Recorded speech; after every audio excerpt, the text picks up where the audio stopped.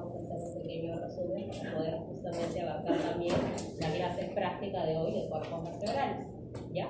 Entonces recordemos lo de la médula espinal, que su cuerpo propiamente protector era la columna vertebral, y de igual manera dentro de lo que era la médula espinal, esta estaba dividida, y justamente ahí tenemos una gráfica en relación a lo que es la columna vertebral y los segmentos que la conforman. ¿Recuerdan los segmentos que lo vimos en la clase teórica? Cervicales, torácicas, lumbares y sacrocoxigias. Sacrocoxigias. Y de igual manera nosotros teníamos dos inmunicencias. Sí. Una propiamente a nivel cervical y el otro a nivel lumbar. De igual manera, ¿ya? Ahora, que nosotros también teníamos en relación a lo que era un corte transversal propiamente de lo que es la médula espinal. De igual manera nosotros habíamos visto la forma de H o mariposa, en la cual estaba conformada por lo que es la sustancia gris y la parte externa que era la sustancia blanca. Toda esa división de la sustancia gris en 10 segmentos, por explicarlo así en números romanos de 1 al 10, habíamos referencia que era la clasificación de las láminas de Rexel, y en relación a la configuración blanca nosotros teníamos cordones, los cuales eran anteriores, posteriores y lo que eran los laterales, y que estos mismos cordones iban a tener una denominación también conocida como los fascículos. Y estos fascículos, ¿por qué me es importante? Porque estoy viendo dos maquetas, especialmente ya esos fascículos se relacionan tanto a la vía de ascenso y a la vía descendente. Y dentro de estas dos vías de ascenso, aquella que la información sube, y descenso, la información propiamente va a retornar con una respuesta, teníamos una vía, por decirlo así, intermedia, que estaban ¿quiénes? Las interneuronas, ¿ya? Si bien es cierto, siempre tratemos de leer la clase que hemos hecho la semana anterior, para entre todos, como se dice, poder participar, ¿ya? Estas interneuronas se encontraban dentro de lo que era la médula espinal y nos servían también como puntos de conexión. De igual manera, recordar que en estas vías nosotros teníamos la participación de neuronas. Específicamente en estas vías hablamos de la presencia de 3 neuronas, ¿ya? Esto es en relación a las vías ascendentes y descendentes. De igual manera, ¿qué estructuras estaban involucradas? ¿Solamente médula espinal? No. También estaban involucradas estructuras de ¿qué? Del tronco encefálico, ¿ya?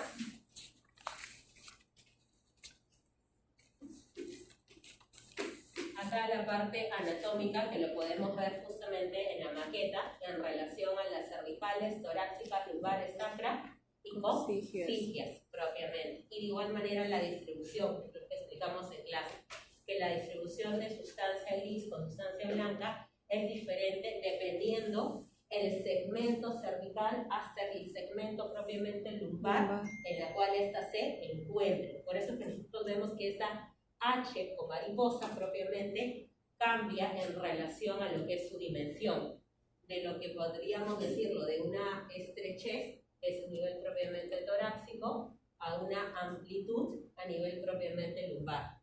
Aquí está también lo que les mencioné acerca de la inmuniscencia cervical, que lo vamos a tener de C4 a T1 y la lumbar de L1 a S2. ¿Por qué tengo que saber yo en este caso? Acá tenemos los segmentos celulares. ¿Por qué yo tengo que saber estos puntos de reparo anatómico? Habíamos visto que había un procedimiento que se realizaba. ¿Cuál era?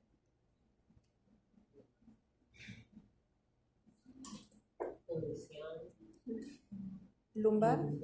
Por eso es que yo necesito conocer la configuración externa de lo que es la médula y qué estructura propiamente la contiene.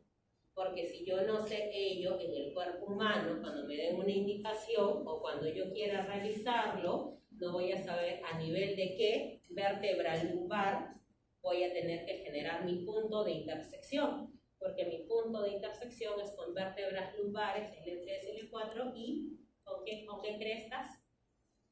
Hago un punto de intersección con las crestas y ilíacas. Ilíacas, exacto, muy bien, ¿ya? Entonces esa es la importancia en relación a lo que es la configuración externa. Y lo de las vías corresponde a la configuración interna. Ahora, ¿qué otras características tenemos nosotros a nivel de lo que es la médula espinal? ¿Qué eran estos? Raíces. Exacto, los nervios espinales o los nervios raquídeos que iban a protruir a través de los agujeros o forámenes intervertebrales. ¿Ya? ¿Cuántos pares tenemos? 31. ¿Y eso qué sistema pertenecía? Periférico. Central es la médula con el encéfalo. Periférico van a ser pares craneales y los nervios raquídeos. Pares craneales eran 12. 12 y raquídeos eran 31. Ya, eso también lo vimos en la clase, hicimos un esquema bonito de resumen.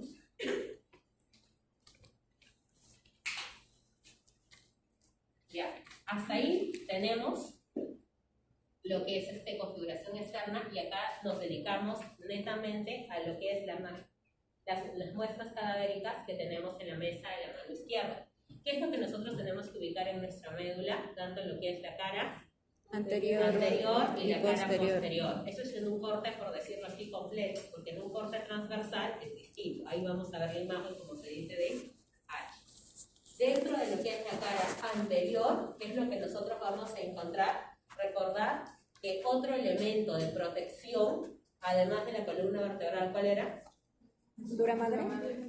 Eso se llama meninges. Ya, las meninges. ¿Y estas meninges cuáles eran? Vía madre, aracnoides y dura madre. Exactamente. Vía madre, aracnoides y dura madre en ese orden.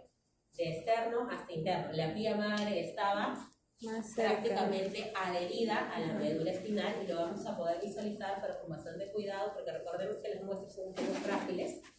Luego teníamos aracnoides y finalmente la dura madre. ¿Qué más vamos a encontrar que está adherido a lo que es la médula espinal, además de la vía madre? Lo menciono porque va a haber muestra cadavérica. Y todo lo que se le enseña muestra cadavérica hay que estar atentos. ¿Por qué?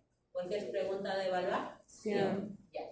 Además de ello teníamos elementos de fijación o de soporte. ¿Qué ligamentos? Ligamento dentado. Los ligamentos dentados que me ayudaban a fijar el tema de la médula. Vamos a verlo, sí, ya acá podemos visualizarlo en la lámina y también vamos a poder visualizarlo en la muestra. Y van de la mano, como les digo, con lo de la vía madre. De igual manera, nosotros tenemos nuestras raíces anteriores y propiamente las que van a estar de manera en la cara posterior van a ser las raíces posteriores. Además de mi raíz anterior, de mi ligamento dentado, de mi vía madre, ¿qué más voy a encontrar? La parte de irrigación que también hemos visto. ¿Qué arteria irrigaba? Arteria espinal anterior. Exactamente, la arteria espinal anterior. No sé si tengamos color, pero si tuviéramos color para poder detallarla con color rojo e identificarla. También propiamente es visible. Y aparte de la arteria espinal anterior que se encarga de darle soporte irrigativo a nivel de médula, teníamos surcos. ¿Cuáles eran estos surcos? Surco anterolateral y posterolateral. ¿Y lo que era? Surco posterior. ¿Medio anterior? Ya, bien. Teníamos el surco anterolateral y en la otra lámina nosotros veíamos el central. Luego tenemos esta lámina que es de la cara posterior. Aquí también nosotros vamos a tener lo que son las raíces posteriores, pero aparte de lo que es las raíces, como se dice posteriores, la diferencia entre la raíz anterior y la raíz posterior implicaba una estructura. Las raíces posteriores, ¿qué estructura formaban? Empieza con G. Ganglio. Un ganglio. ¿Ya? Esas confluían en un ganglio, a diferencia de mis raíces anteriores. Y eso lo vemos, bueno, acá se ve el ganglio de la raíz posterior. Así como nosotros teníamos surcos anteros laterales, propiamente en la cara anterior, también tenemos surco a nivel de la cara posterior. ¿Cuáles eran estos surcos? Surco medio posterior, surco intermedio posterior y posterolateral. Y también había dos fascículos para reconocer. Grácil y cuneiforme. Y el fascículo cuneiforme. Ya, fascículo grácil y cuneiforme. ¿Por qué menciono esos dos fascículos? Porque es interacción de inervación tanto de miembros superiores refiere. Pero aparte de ello, porque estas... Exactamente, por eso me es importante detectarlo a nivel de muestra. ¿Dónde está? Grácil de este lado y cuneiforme más pegado a lo que es el surco medio posterior, ¿ya? Se va encargada de la inervación en relación al movimiento. Y luego teníamos nosotros, siguiendo con configuración externa, que le estamos también agregando configuración interna, la famosa cola de caballo y el filium terminal, donde inicia propiamente este cono, por decirlo de esta manera, este cono medular, todo este colgajo de nervios hacia abajo, van a iniciar a partir de L1, ¿ya? Van a iniciar a partir de L1, y el filium terminal, que era el de acá, era el único que nosotros íbamos, por decirlo así, desenredando y visualizando que venía de la propia médula y es en el filium terminal. Esta es una imagen a nivel de exámenes complementarios. Investigación que ya hemos visto, por lo que es la arteria espinal anterior, sus ramificaciones, arterias espinales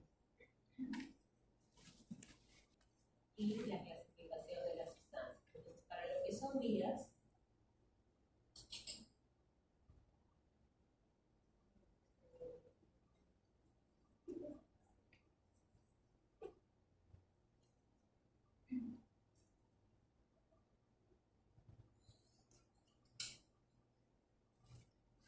les he informado y detallar más lo que es el tema de la guía para poder entrar a lo que son columna vertebral en relación a configuración externa, porque recordemos que la columna, así como hemos mencionado, cervical, dorsal, lumbar, sacro y coxigio, que se fusionan propiamente a nivel terminal, cada cuerpo vertebral es diferente. El cuerpo vertebral de una lumbar no es el mismo que el cuerpo vertebral de una cervical. Incluso vemos que en la columna cervical, propiamente, estos 7 cuerpos vertebrales, porque hay 7 cuerpos, a diferencia de que en lo que es médula los catalogan como 8, hay una variación. Entonces, en estos 7 cuerpos propiamente vertebrales, vamos a ver que incluso algunas vértebras cervicales van a tener nombre propio, ¿como cuáles? Atlas y Axis. Exacto. Y la pregunta es, ¿por qué estos tienen nombre propio, estos dos primeros, a diferencia de los demás? Porque son vértebras atípicas, a diferencia de las demás. Estas serían la Atlas, la Axis y la C7. Muy bien. Porque son vértebras de igual manera atípicas, pero justamente hay características dentro y por eso les han colocado varios cuerpos vertebrales para que ustedes puedan ver estas diferencias. Y por qué tienen, como se hace mención, esta denominación y cuál de estas va a estar en contacto, en este caso, con el cráneo, porque recordemos que nuestra médula, ¿por dónde protruye? Por el agujero magno. Exactamente. Entonces van a haber vértebras que están en contacto con esta zona y también van a tener una denominación propia. ¿Y por qué yo necesito conocer cuerpos vertebrales y lo que es el detalle en la distribución de lo que es sustancia gris y blanca en relación a la médula? En relación a qué tipo de traumatismo, bueno, ya dije la respuesta, en relación a los traumatismos vértebro-medulares. No es lo mismo un traumatismo cervical, torácico, lumbar propiamente. Varía incluso en la magnitud de limitación en relación a funcionabilidad en el cuerpo. ¿Ya? Entonces, eso también implica, y el compromiso puede ser mayor o menor dependiendo de la zona de lesión. ¿Ya? Entonces vamos a completarlo con ello. La sustancia blanca está dividida en cordones, también llamados cunículos o columnas. Aquí encontramos estos famosos cunículos. Están divididos en uno anterior, uno lateral y otro posterior. Dentro de estos cordones se encuentran los fascículos, que también son denominados tractos. Vean cómo estos cordones son largos, casi todos ellos tienen el largo de la médula espinal y dentro contienen a estos fascículos o estos tractos. Un fascículo en particular se compone de fibras nerviosas que comparten un origen, un destino y una función. Es decir, vamos a tener, por ejemplo, un tracto que se va a encargar de enviar la información que viene desde la corteza cerebral hasta la médula espinal y le llamamos tracto córtico espinal.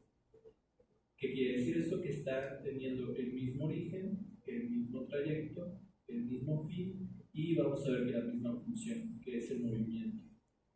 Los tractos se dividen en tractos ascendentes, tractos descendentes y tractos intersegmentarios. Los tractos ascendentes son aquellos que van de abajo hacia arriba. Los tractos descendentes son los que vienen de arriba hacia abajo. Y los intersegmentarios son los que se quedan dentro de la médula espinal. Vamos a dividir los tractos en ascendentes y descendentes y vamos a estudiar cuáles son los más importantes que encontramos clínicamente. De los tractos ascendentes, los más importantes son los tractos que pertenecen al sistema de las columnas dorsales del disco medio, al sistema anterolateral y al sistema espinocerebeloso. Estos van a ser los que vamos a ver en esta clase.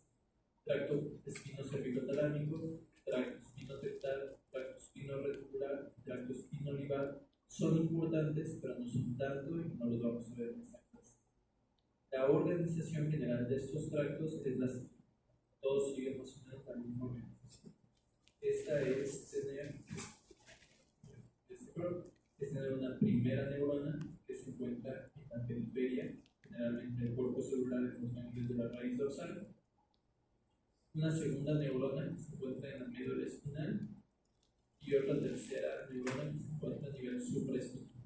Vamos a ver que encontramos distintas adaptaciones de esto, o sea, esto no es exactamente igual para cada uno de estos sistemas de las columnas dorsales del disco medio, del sistema anterolateral y del espinocerebeloso. Hay algunas distinciones que iremos abordando en cada una de las partes de esta planta. Comencemos por el sistema de las columnas dorsales del disco medio o del disco medio. Muy bien. Este sistema igual para cada uno de sus. En relación a estos tractos propiamente ascendentes, nosotros sí tenemos que conocer que son 6 los que van a conformar estas vías. Y así es cierto, se van a desarrollar específicamente 3 por el tema de la importancia. De igual manera, hay que conocer ellos, porque a medida que nosotros desarrollemos las semanas de clase y hagamos lo que es tronco, cerebelo, corteza, vamos a ver cada uno de estos sistemas nuevamente de manera reforzativa. Entonces, si nosotros preguntamos quiénes conforman las vías, yo tengo que saber a quién corresponde.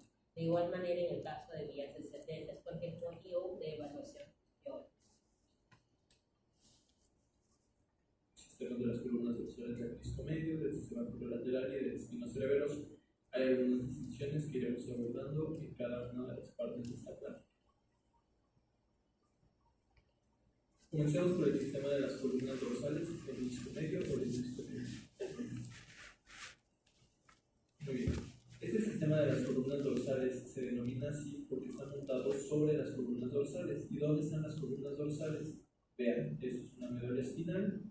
Aquí encontramos anterior, posterior. Y esto que vemos aquí son las columnas dorsales. Las columnas dorsales a su vez están divididas por este curvo y vamos a encontrar unos pequeños tabiques aquí también dividiendo unas partes de estas columnas dorsales. ¿De dónde vienen estas columnas dorsales o cómo se generan estas columnas dorsales? Bueno, pues ganglios, neuronas que tienen su cuerpo celular en el ganglio de la raíz dorsal van a mandar sus axones y estos axones van a subir por estas columnas dorsales. Vean, estos axones suben por distintas partes de las columnas dorsales, ¿correcto? Entonces las columnas dorsales van a ser tractos ascendentes hacia arriba, que se dirigen desde la médula espinal hacia el tallo encefálico. ¿Qué función tienen estas columnas dorsales? Traer información sensitiva, particularmente del tacto, de la presión, de la vibración y de la propiocepción. Es decir, que estas terminaciones están conectadas, por ejemplo,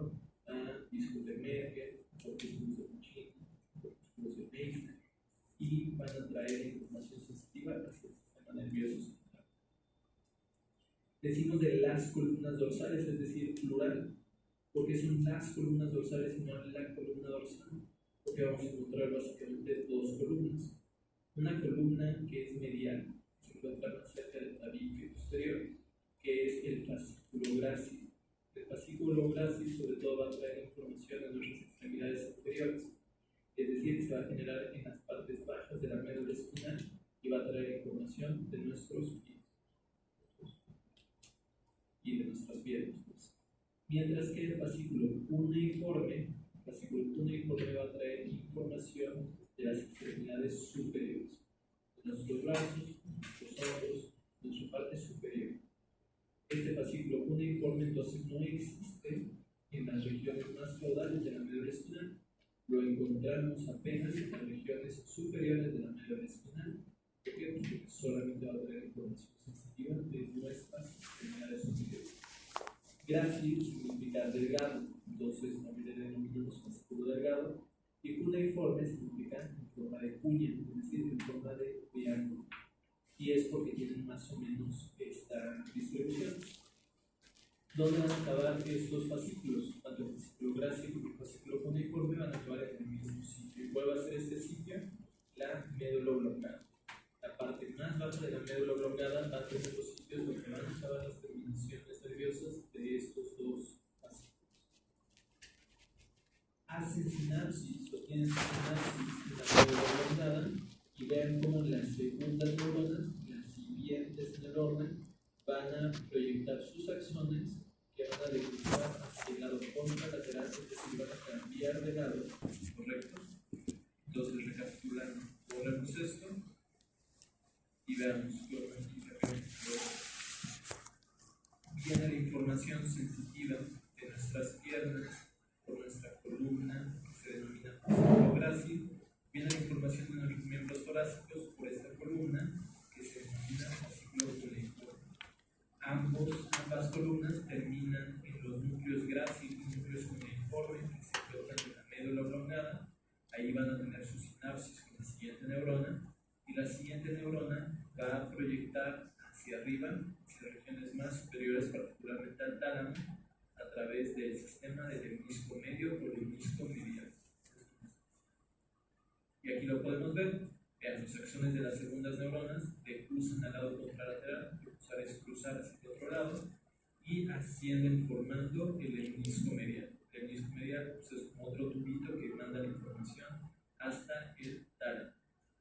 En el tálamo van a tener sus siguientes sinapsis con las terceras neuronas, y de aquí, del tálamo, se va a dirigir la información hacia la corteza cerebral, para que termine la corteza cerebral primaria y nosotros podamos sentir la vibración, el tacto, etc.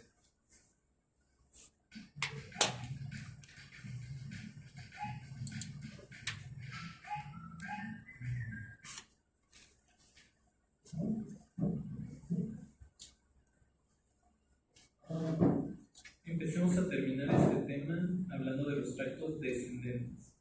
Los tractos descendentes, como su nombre lo indica, son tractos que se generan en regiones supraespinales generalmente y descienden hacia la médula espinal. Dentro de estos tractos encontramos el tracto córtico-espinal, el tracto rubroespinal, los tractos vestíbulo-espinales. Estos son los que vamos a ver en esta clase. Tractos que no vamos a ahondar, no vamos a profundizar. Encontramos en los tractos retículo-espinales, tectoespinal, a la vía autónoma descendente y a las vías magnéticas descendentes. Todos son importantes, pero algunos son más relevantes clínicamente y van a ser en los que nos vamos a centrar. A diferencia de los tractos ascendentes, que de manera clásica contenían 3 neuronas, los tractos descendentes van a tener 2 neuronas. Una neurona en regiones supracorticales, que va a dirigir sus axones hacia la médula espinal, y otra neurona que se va a encontrar su cuerpo celular dentro de la médula espinal y va a dirigir sus axones hacia fuera del sistema nervioso central. A esto nosotros le denominamos motoneurona superior y motoneurona inferior, particularmente cuando estamos hablando del tracto córtico-espinal. Comencemos viendo sobre este tracto, el tracto córtico-espinal. El tracto córtico-espinal está encargado de modular o de provocar el movimiento preciso, rápido y ágil. Es un tracto muy importante, contiene más de 1 millón de axones. Una tercera parte de estos axones provienen de la corteza motora primaria, una tercera parte de los axones de la corteza motora secundaria y una tercera parte, de hecho, de regiones somatosensitivas.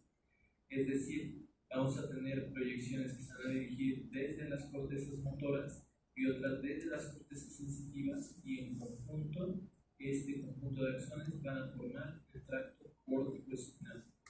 Aquí lo vemos desde una visión lateral y aquí lo vemos desde una visión anterior.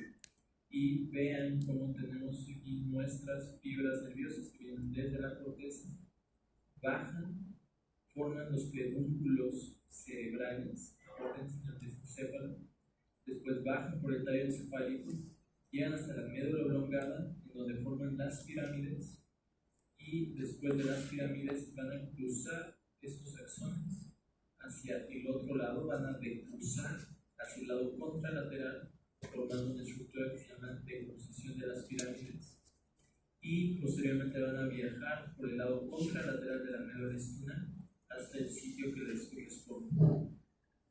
A esto que acabo de mencionar ahorita hay algunas particularidades que veremos posteriormente.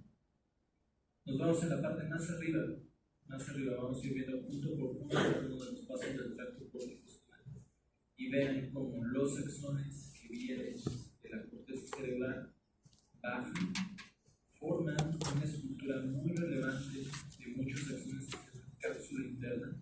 La cápsula interna pasa entre el núcleo caudado y el núcleo lenticular, que puede ser que está formado por el putamen y por el globo pálido, y por el medio cruzan esta cápsula interna.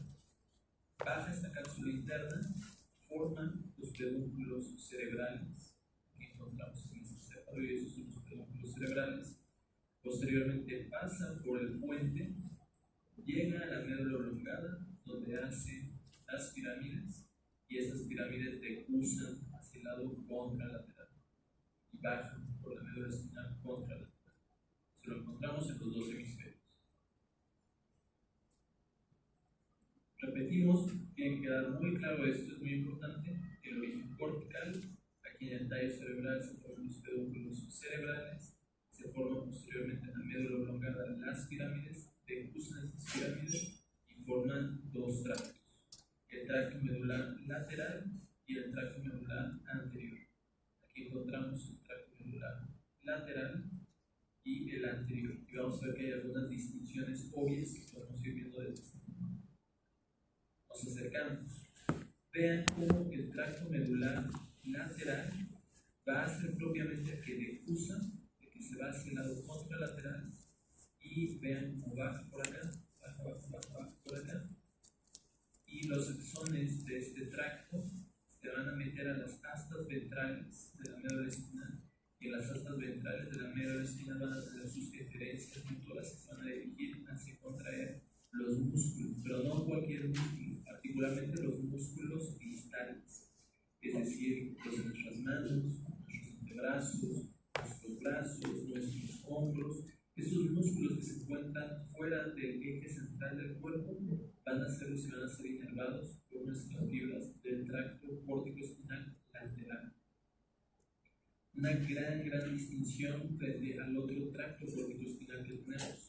El otro tracto córtico-espinal que tenemos es el tracto córtico-espinal anterior o medial. Y vean este tracto como no decursa, no se va hacia el otro lado, sino que se queda ipsilateral, se queda en el mismo sitio.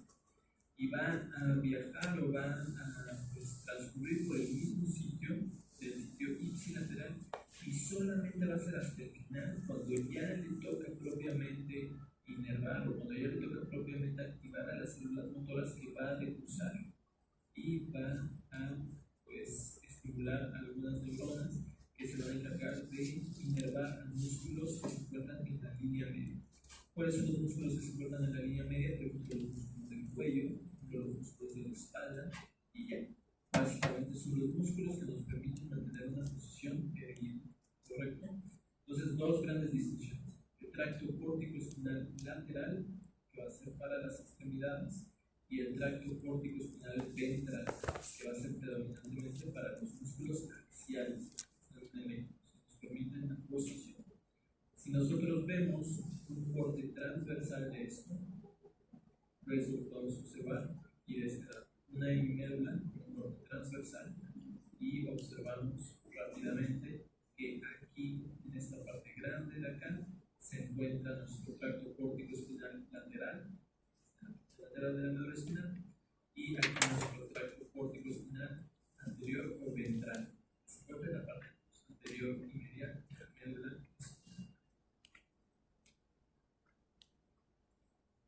Y aquí podemos observar dónde terminan las neuronas de cada uno de los tractos.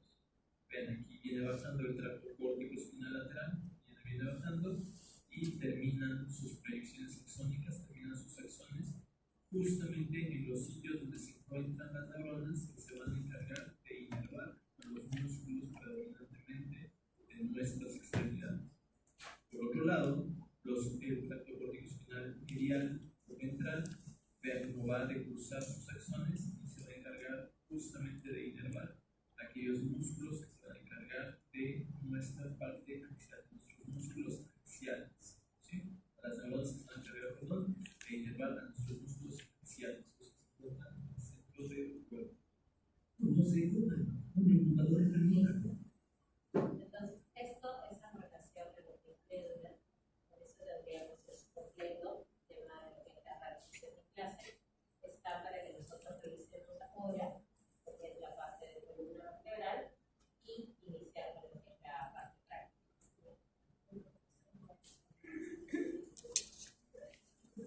Pero en la hora de teoría no se iniciaría con columna. En la hora de teoría no se iniciaría con columna ya. En la hora de teoría ya no se iniciaría con columna, o sea, en esa hora que tenemos. ¿La siguiente a las 10? O es directo, ¿no?